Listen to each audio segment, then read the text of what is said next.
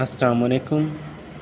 आज हमारा टॉपिक है सेकंड टीडीएस इक्वेशन कि सबसे पहले हम लेट कर लेते हैं कि entropy is a function of temperature and pressure.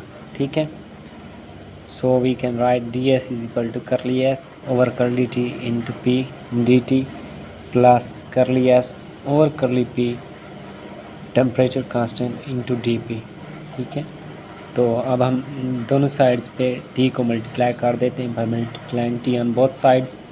T D S is equal to T curly S over curly T p constant D T plus T curly S over curly p t constant D P. इसको हम equation 1 का नाम दे देते हैं। For isobaric pressure हमारे पास process temperature constant होता है, तो टेम्परेचर वाली टर्म हम 0 कर देते हैं। दूसरी को लिख लेते हैं T D S is equal to D Q C P D T. ठीक है, सी पी डी टी हमारे पास होता है T curly S over curly T P into D T. ठीक है, इसको हम सेकंड इक्वेशन का नाम दे देते हैं।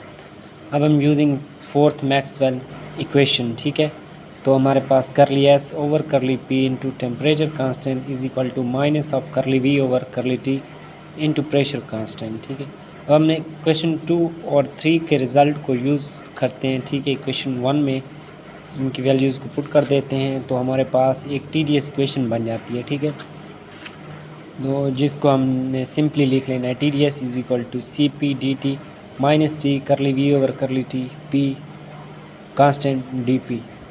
ये जो है सी पी, ये है हमारे पास molar specific heat at constant pressure, जिसको मैंने यहाँ पे ये लिखा हुआ है C P D T. C P की वैल्यू है ये होती है T curly S over curly T into pressure constant. ये है molar specific heat at constant pressure.